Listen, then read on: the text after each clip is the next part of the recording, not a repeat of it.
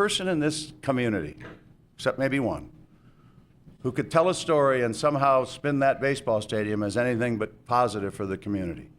The football stadium is something that the university believes that it has to have in a different location because the rubber bowl is just too expensive to fix up, and justifying that expenditure far away from the university campus doesn't make sense, and I don't disagree with that. The problem with football stadiums is they are used about 8 or 10 times a year, and they're not the generator that baseball stadiums are, where there's 80 games a year. So and it's much larger footprint, so there's no real place for it downtown. We've never argued the football stadium should be downtown, but close to campus on the east side where their planners have proposed, I think that it's going to be good for the university and long-term good for the community, and so we've indicated that we were supportive of that. We could argue about the color of the brick or other things that, we talk about sometimes to try to improve things, but I've been supportive of those kinds of facilities that the community really needs to offer the quality of life and the kinds of entertainment venues that other medium and large cities have. Thank you. Yes, quickly, I want to say here, we're running out of time to talk about important issues, but I want to say that the baseball stadium I attend a few times a year, and it is a good thing for Akron. What I objected to is the way it was rammed down our throats. That is, if I were mayor, and someone came to me and said, you take this deal tonight or we're moving somewhere else, I said, I guess you're going to have to take it somewhere else. Because not only did we pay 3 times, not only did we could have a baseball stadium, but 3 times, it was $10 million, it ended up to be $30 million.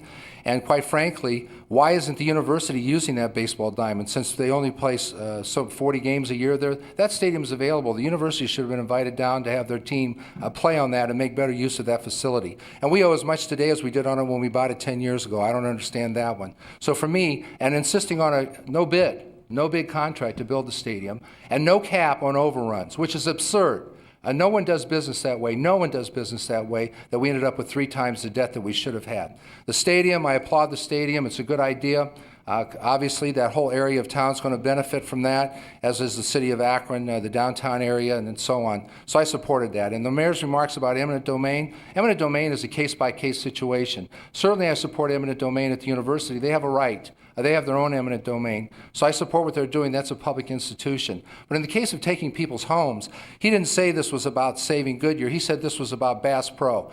Do I think we should take people's homes for Bass Pro? No. No, I do not. No, I do not. Everyone has a right to their property. If it's for a bridge, a library, of course, but not for a Bass Pro shop. So that thing was muddled with smoke and mirrors about Bass Pro, Goodyear. It took a long time to try and fit those pieces together. It's sort of a bizarre proposal. After I heard Mr. Lichter the other day, it makes sense. I hope it happens.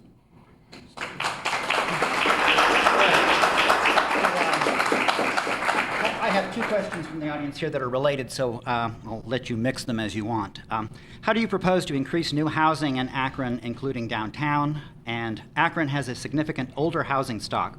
What is your vision for housing development over the next 4 years? Thank you. Housing projects. We have an opportunity here, I think, to use the leverage, the financial leverage, so it doesn't cost the city anything, but the fact that we could guarantee these 203K loans, they're available, but people can not only buy the price of a home, but they can also borrow fix-up money.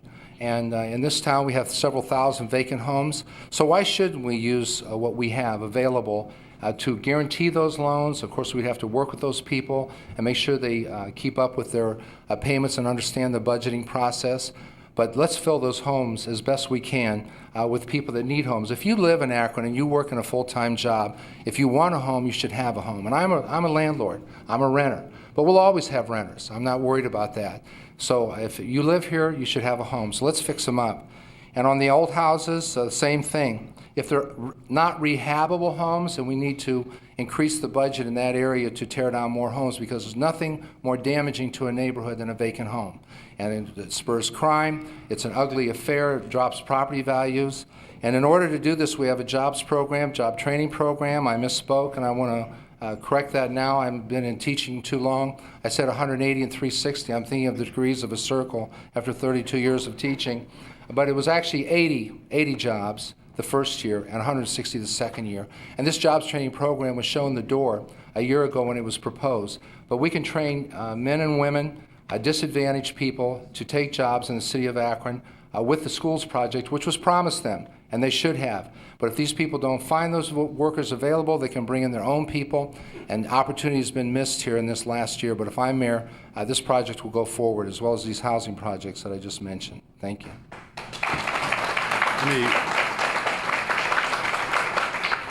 We have about 4 minutes left. Let me deal with the last point first. We have a legitimate training program through the Urban League. Burnett Williams is right over here. And I've met individuals who are participating in that, and they've talked to me about how important it has been for them to learn from legitimate contractors, not somebody out there selling something else that some of our people in council know personally not to be what they claim to be. And so we're going to continue to work with legitimate organizations like Urban League to provide training that people need.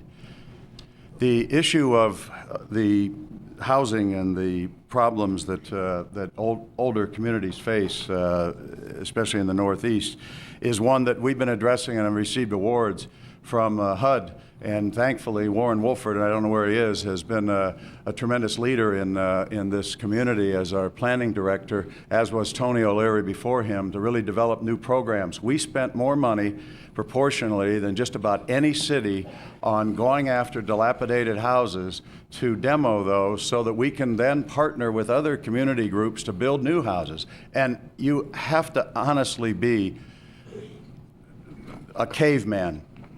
You have to be a caveman not to see the progress we've made in building new houses. And let me explain that. Somebody on the campaign trail compared what's going on in this campaign to cavemen. They said, no, it doesn't have anything to do with that funny commercial, although running the mayor's office is a little more difficult than buying cheap insurance. Caveman means candidates against virtually everything. That's what caveman stands for, you know. So cavemen don't see the positive. They don't see anything that we're doing, but we built more new houses, and the Plain Dealer wrote an article about this, comparing us to Cleveland. So it's not just me saying it. Look at Cleveland's article in the Plain Dealer about how much we've invested in taking down old houses that have outlived their usefulness. We've also spent the majority of our money on rehabilitation of old houses. So that's what we need to continue to do, and we're working with the developer right now to bring additional housing downtown. Mayor, I'm going to have to cut in here. I want to ask one last political question from my side. What is your forecast on the turnout on September 11th, and how will it affect either candidate? Joe, do you have any feel for the turnout? I think he's first. Go ahead. I keep track of this, so I guess I'm first. Again, honest. I just believe that there's no way to really know. I guess what I've been saying to people is don't take for granted. If you care about this city, get out and vote. And so there's no way to know because there hasn't been a primary in 20 years. And we hope that people have the opportunity to vote. I would never encourage people not to vote. Yeah, I want to make my prediction. I don't have any money on this, but it's going to be 12,000 people roughly are going to vote in this election, which is fairly high for a primary, but I think there's a lot of interest in this campaign. Well, gentlemen, I'm getting a frantic signal over here, and I want to thank you both for coming today. Most of the issues that we've discussed could become a single program in themselves.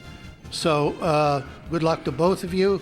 My name is Abe Zaden, and I want to invite both of you and all of you to our program on September 20th with Ted Gupp, who is the Case Western Reserve author and journalism professor who has just written a book called Nation of Secrets. The information's on your tables. We think it'll be very interesting. Thank you again. Goodbye.